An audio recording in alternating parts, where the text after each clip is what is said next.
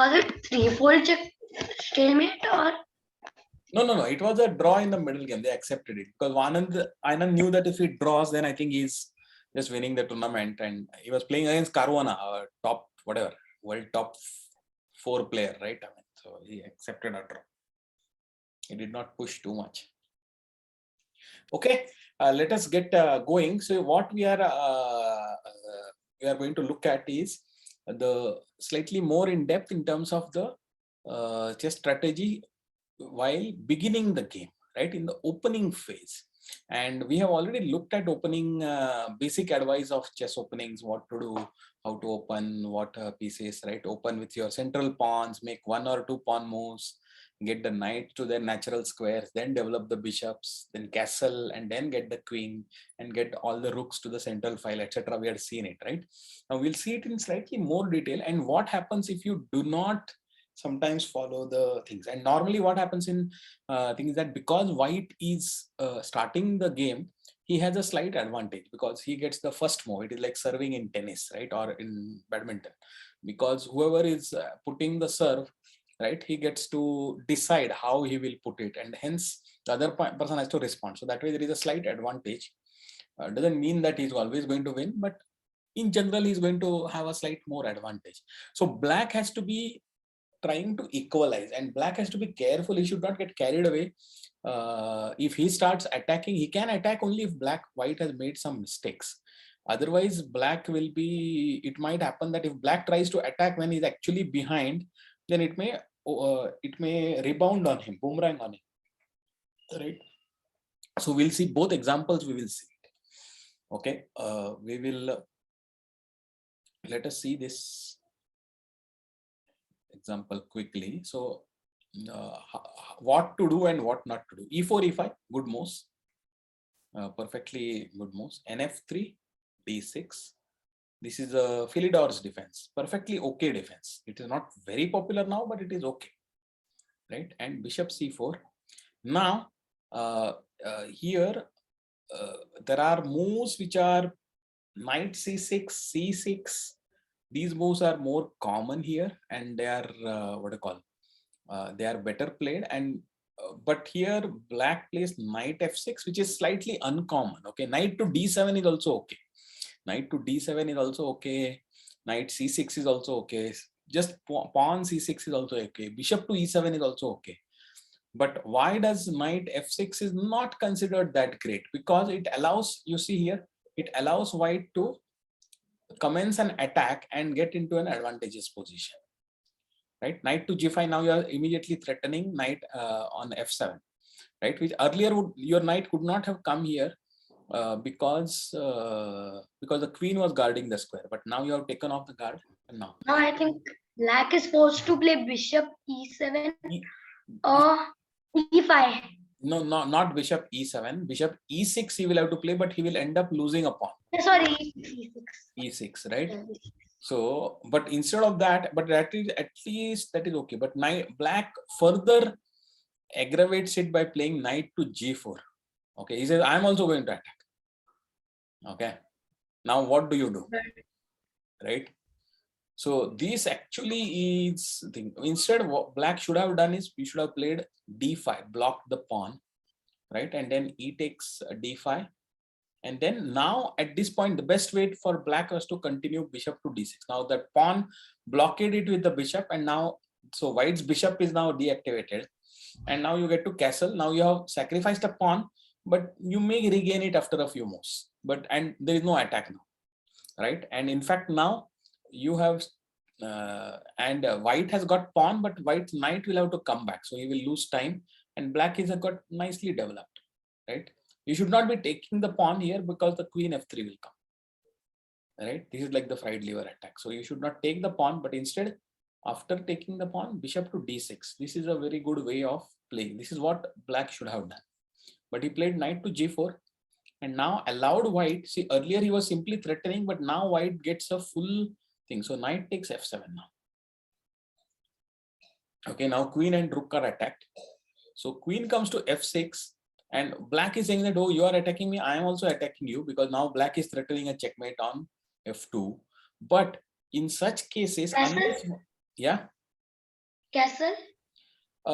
Castle might have been okay. Castle might have been okay, I think. But white is even more. He wants, actually white is pretty good. So white is saying that okay, I want to tempt you further. Okay, and he's going to think. So he plays f3. Yeah, castle was perfectly okay. I think castle was perfectly okay. Right. Castle was perfectly okay, but he plays f3. And now black further aggravates it. But now what to do? Black has to actually, knight should have gone back to h6. Right, black knight should have gone back to h6. But black further thinks that such unprepared attacks, right? So black thinks that he is going to do something, but nothing happens now. Okay, so this is completely. The knight is lost. Now, first of all, white plays g3, and now queen h5. Right, queen h5. He could not have gone to h6 because white would have played d4, attacking the knight is anyway covering h6, so he could not have. Yeah, that's Right, he could not have played g5. He could have gone back to f6, but it would have been, then the knight would have been lost completely. So he played queen h5, and now why did he play queen h5? He was saying that if you play e takes g4, f takes g4, then at my least bishop will take it. Yeah. Bishop will take it, and then bishop e2, then bishop takes e2, queen takes e2, queen takes e2, king takes e2, and then Knight knight captures. king captures the knight, and this will lead to an equal Black. position. Equal position, actually it is. Okay, so this is what he was hoping for.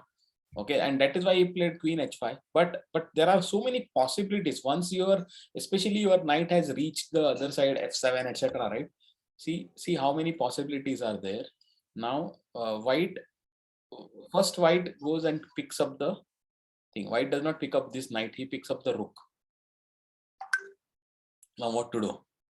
Right, so black queen again comes to h3. It wants to come to f2 and then do something, but now this gives white enough opportunity to capture on fg4. And even if now if you do bishop to g4, now this line is completely okay for white, because he has already picked up the rook and his knight is not falling there. Right, you see how many pieces white has? 2 rooks, 2 knights, and a bishop. Black has got 1 rook, 1 knight, and 1 bishop.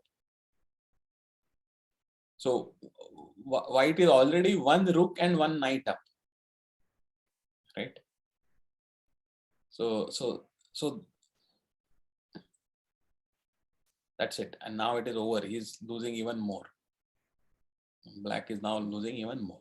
So this is to illustrate that what we are learning here is that, see, you should opening principles, Aidan. See here what we see, how to play in the opening. That is what is the topic, and how also not to play, both things. Okay, so here we started with a basic opening, but black started making mistakes and started making what I call risky moves, where otherwise he should be actually defending. Otherwise he should be defending like bishop e7, bishop e6, anything like that. Instead of that, he started making, and 2 or 3 moves he made like this, and then he got completely busted. Right. So if you follow sound principles, and you should attack only when opponent has made some mistake. Okay, till that point of time you can prepare to attack, but don't assume like here knight g4. See, this knight g4 was a mistake, and then queen h4 also. So this is all mistake, because you don't see white has not made a mistake, in which case black does not have a chance to attack. If he tries to attack, he is going to actually damage himself, right? So okay, we'll see one more example. We'll see one more example now. This is in a different opening, Sicilian opening, e4, c5. See, this is a counter attack. Black, in this opening, black plays the c pawn instead of the e pawn, and saying that, okay, now I'm going to play c5 and I'm controlling the d4 square, and then I'm going to put one of the pawns on d5 probably, and then many players play against me. Yes, Sicilian is I played e4. Yeah, or you can play knight f3 first and then d4, because if you play d4, then pawn takes pawn, queen takes pawn, knight can develop with a tempo on your queen. So better to play knight f3 here, right? Knight f3, and then black plays d6. Now you play d4. So C takes d4, knight takes d4. Then black normally develops his knight and knight to f6, and white defends it. Okay, so this is all of this is fine. Okay, up to this it is completely fine. And now there are so many options for black. Black can play knight to c6, black can play a6, black can play e6, or black can even play g6. G6 is the Sicilian dragon, so the bishop goes to g7, and that's a very important opening. A6 is like the classic Najdorf, and this is also an opening, and this is also Scheveningen opening, Sicilian Scheveningen. So a lot of all of this. Now black here plays e5. Now there are other variations in which black does play e5 sometimes, but you have to be careful when it is okay, when it is not. Okay, when it is not. So at this point itself, white could have played bishop to c5 and exchanged off something. Sometimes he does that, but otherwise white gets back. And now what has happened is the moment you have played e5, there is a hole on d5 because there is no c pawn, right? And so let us see what happens now. So black plays aggressively. See, e5 also a bit aggressive move, and now at least he should play probably knight to c6, he should play bishop to e6, etc. Those are the things that he should play. Bishop to e6 I would have played, because he has to control the d5 square, and that would have been better. But he plays now white plays bishop to e2, very simple, and black goes ahead, and at least now he should have played knight to c6, or he should have played bishop to e7, continued his development. Instead, white exchange of his well-developed bishop and gives white a good this one. And now he plays bishop to e7. But now what has happened is black is falling behind in development, and he has got a hole on d5. So first he plays knight c6, and white continues to develop beautifully. And black takes rook to c8. And see, d5 is coming, right? We saw knight comes to d5. Okay, and now at least black should castle, right? This is a prudent principle that he should castle now. Instead, he starts putting on a6.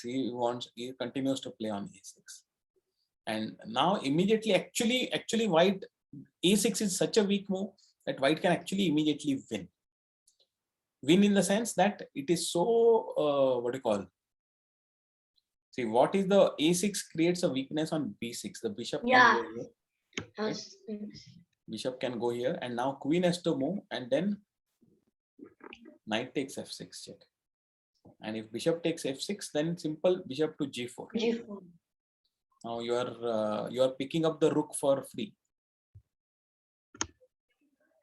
right? Picking up the rook for free. So white should have done it, but white also made a mistake and played a3. He did not spot it. He should have spotted it first. Okay, but black continued to make even more mistakes. So black now played queen to f5. See, now at least black should castle, right? Black should castle now, and then it will be okay. Even if bishop to b6 comes, queen can go to e8, right? It is okay. It is not not that bad. But now white grabs it, b4, and now what to do? Whatever black does now black queen has really come into a complete fire now. So if he goes to a4, then knight c3, and there is no queen is trapped, right? If he goes back to d8, then bishop to b6. Now because he has not castled, see, he had lost a move. He came to a5, went back. So now it is over, right? Now it is same thing, same variation like earlier now, right? Queen will come to d7, knight takes f6 check, and then followed by bishop to g4, right? So he does not have much option, and he played queen to b5, and then very simple. What should you do in such cases? Queen has gone a sortie. It has got messed up in the opponent's position. Simply attack, and maybe you can trap it. Bishop to e2. And now queen to a4, and simple knight to c3. It's over. Queen is trapped, right? So this again shows you the thing that why you should not simply, without thinking, don't just venture out with the queen, especially before you have done your development. Castle, get your rook out, all of that you do it, and then only you can think of how to attack with the queen. If you do something premature like this, then see how it can get trapped, right? Especially if you go and with the queen alone into opponent's territory without proper preparation or without proper support, etc. And this is what can happen, right? So always remember the rules. Open with the central pawns, develop the knights to their natural squares, develop the bishops, castle, get the rook, at least one rook into the central file, and then move queen 1 or 2 squares so that it is still not coming out unless there is a mistake that someone does, opponent does. Otherwise, queen might come to d2, queen might come to d3, queen might go to e2, etc., and prepare for the other rook also to come in. And then you open up the game and then you play. That is how you should play in the race. Okay. Okay, we will see one more game. This is in an English opening. So c4, c5. This is English opening.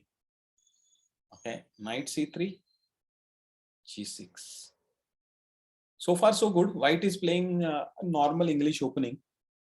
Black is also playing, but probably even g6 was slightly wrong. Black will play knight c6, black will play knight f6, and then probably play g6. But here he has played this, and not only that, now black makes an even bigger mistake.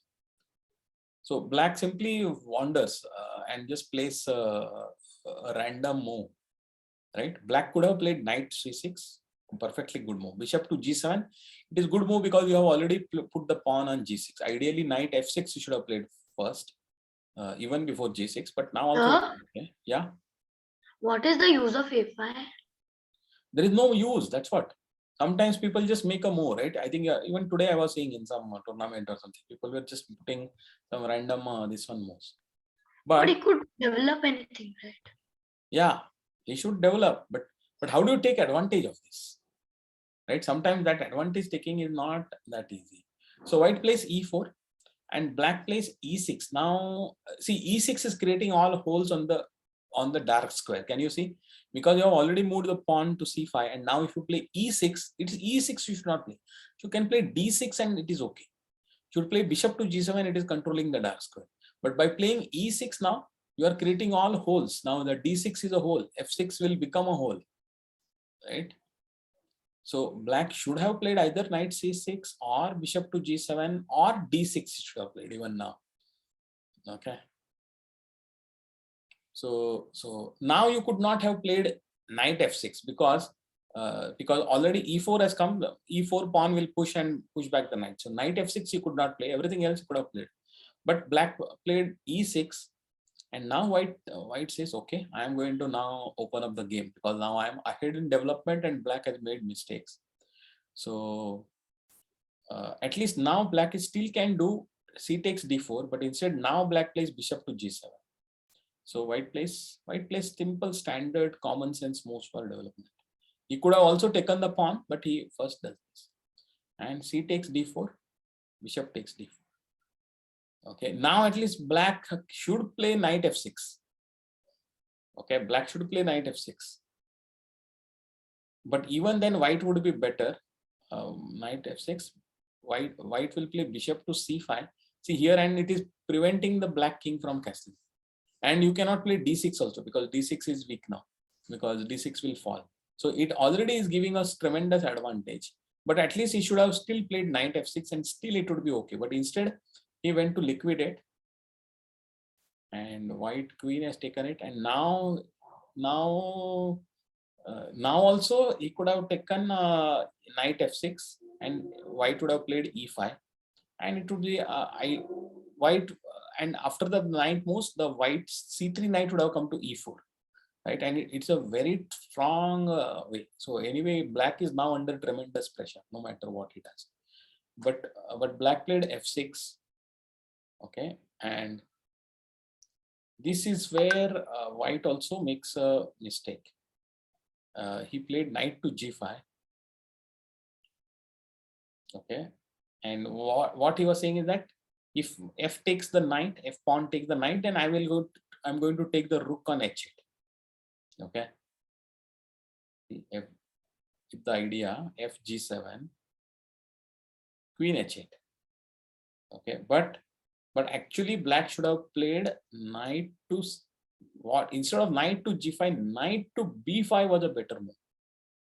Okay, because the knight, now the knight is coming to d6, giving a check to the king. King will have to move. King will not be able to castle after that. Right. This was an interesting thing for black, for white. But anyway, he played knight to g5, and black also did not take it.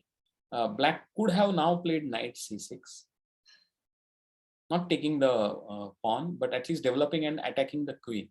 And if queen moves or goes to d6, then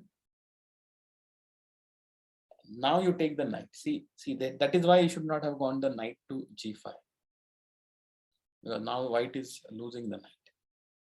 Instead, so knight to g5 was a mistake, and black should have responded by playing knight to c6. But black is already making more mistakes. He plays e5. So now queen to d5. Now you can very safely play queen to d5 because nobody is going to drive you away. Okay, knight f6 is not possible because f pawn is occupied. F6 square is occupied by the pawn, so knight cannot come there. Okay, knight can come to right now. The knight cannot come to e7 also because you are threatening a checkmate on f7. So right now there is a checkmate threat on f7, and if you simply move your queen, then the other knight is landing on b5, right? So first black controls the f7 square, and white says c5. Okay, great. Now white wants to play why c5. Actually, he wants to put the bishop on c4. Okay, and black does not see this. Bishop g5. So queen takes e5. King goes to f7, and very simple, bishop to c4. And if king goes to f8, then queen takes h8. Actually, the queen is also falling now, because you cannot go knight to g8, and if you play king to e7, then the knight will come to d5 check and force the king to move away, and then it is all thing. In fact, there is a checkmate is happening. Okay. So we saw again several things. Don't make unnecessary pawn moves, especially on the side pawn moves. Never make it. Right, and then don't create holes like this in your position, right, by playing e6. Right, you should, as much as possible, you should try to quickly develop. If you develop fully, right, then it is generally never going to be happening that you will get into such kind of problems. If you do normal development, you will sometimes, if the opponent is really good, he can still create a plan and win a pawn, etc. But that's as much as it can happen. It cannot happen anything beyond. Only if you make serious mistakes, then it is happening. Then a lot of such attacks can come. Okay. Any questions?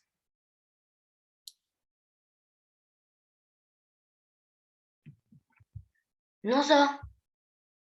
If no, then we will quickly go to the next stage, which is also related to that, quick mobilization of forces. Again, we know this is what is development about, right?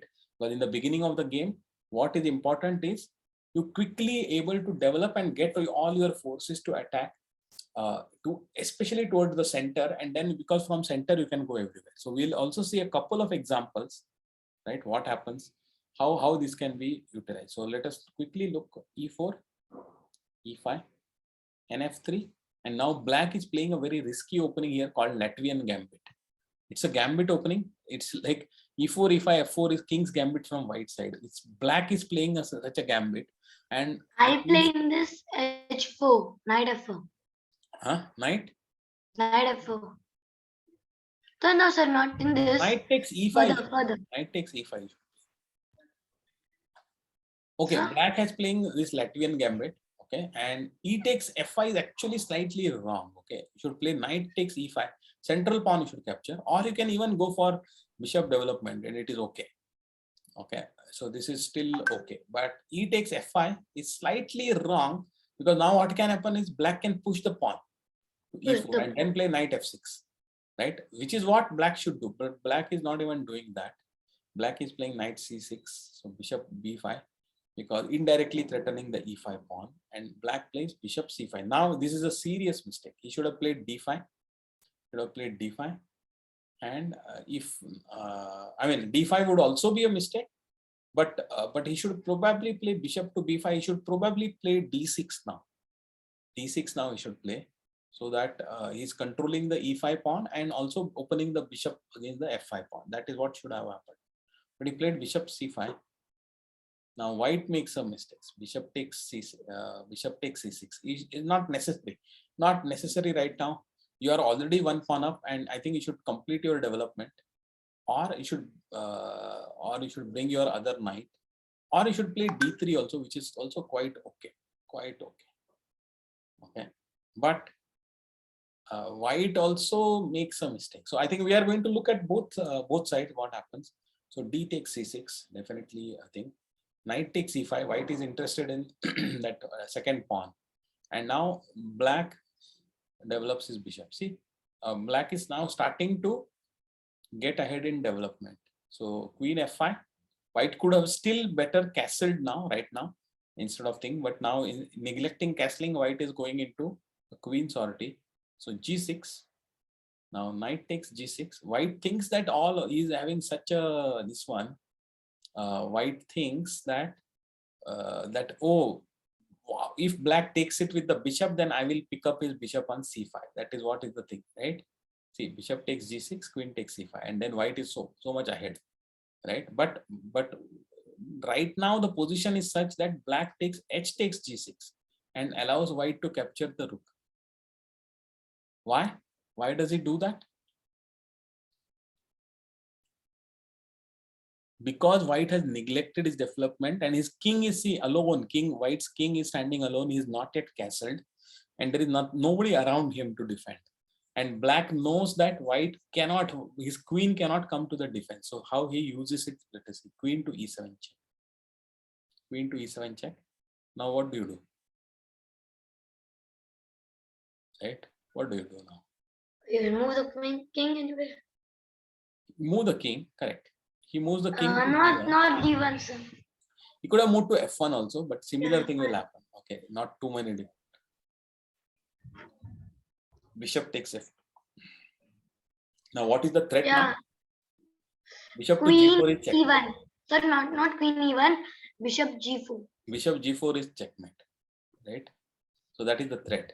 So white continues to kill the thing, more. At least now I should play h3 to prevent the g4, and then black will castle, and black will still be winning this way, but it makes it even worse. So queen captures the knight, king goes to d7, and queen comes to c4. Queen comes to c4. Okay, he's saying that now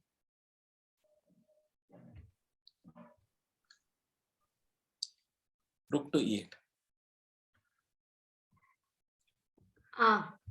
Now it is queen sack, right? Queen sack, right? Yeah, queen sack means threatening mate on e1 now. Yeah, queen sacrifice, rook captures, queen e1, rook captures e1. Rook captures. If you play d4, then this allows bishop to g4, because now the queen is no longer controlling it.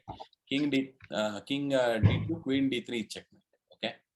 If you play d3, then now you are no longer controlling, the queen is not controlling the e2 square, and queen can come to e2 and give a checkmate. And if none of this you do, you play something like knight c3, neither d3 nor d4 you play, right? You cannot play rook to e1 anyway, right?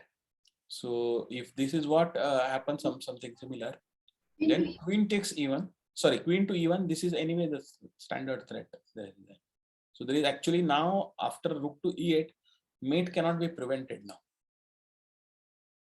You cannot even play c6 because the bishop is controlling the diagonal also, right? So again, this also shows that while development and all of this is important, you should not get carried away into killing. See, like here you have already killed. See, this was a mistake, but you should have killed the e5 pawn.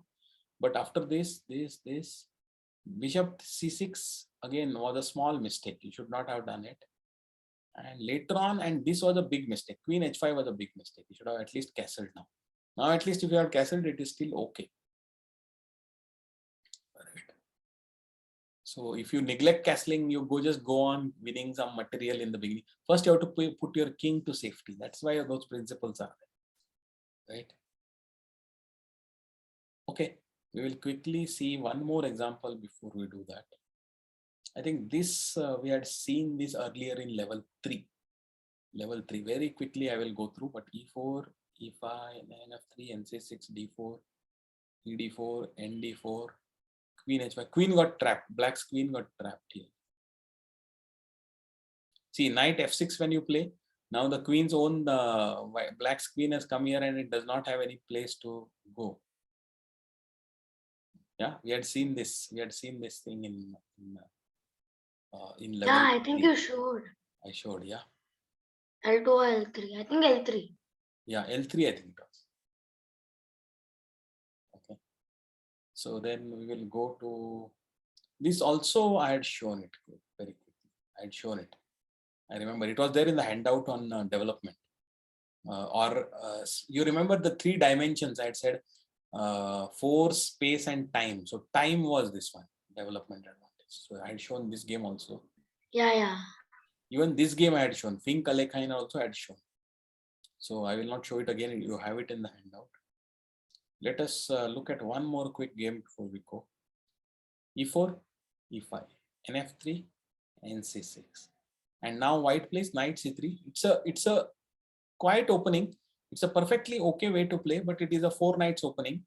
So white is not getting any great attack, but it is interesting. It is possible.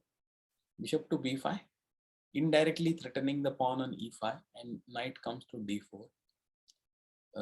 Probably black should play bishop to c5, etc. But it's okay. Knight to d4, e takes d4, and then now white uses this thing to e5. White uses this strategy to e5 and d takes c3, e takes f3, c takes d2.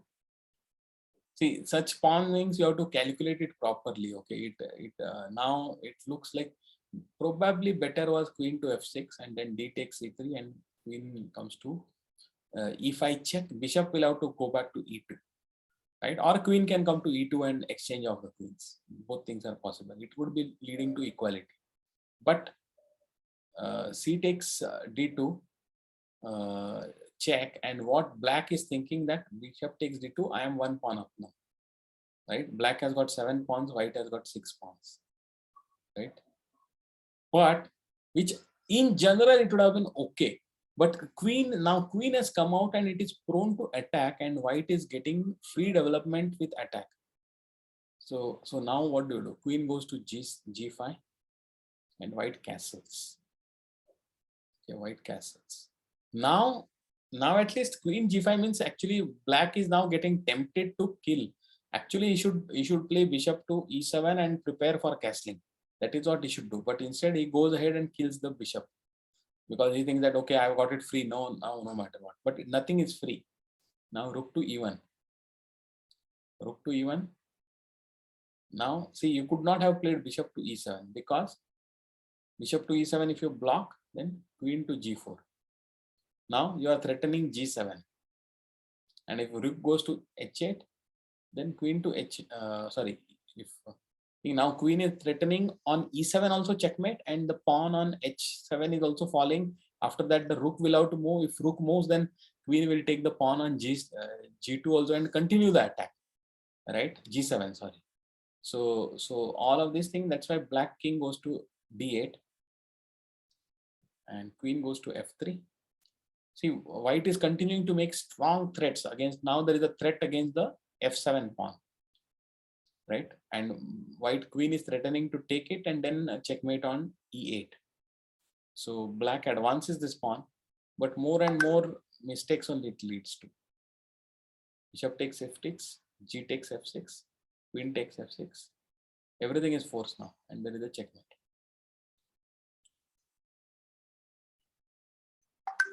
Right? Because black attacked and tried to win something with his queen instead of developing his pieces and castling, right? So these are all mistakes, and that's why you should avoid. Okay, so I think we have covered, I think, key principles of the opening, what you should play, what you should. We are not talking about any specific opening here. In general, what are the opening principles? That is very important. Doesn't matter what is opening. If you play calmly and don't try to get too much advantage in the opening, it's okay. You just develop all the pieces and you get a very good game. That is okay. That is what should be your aim. Okay.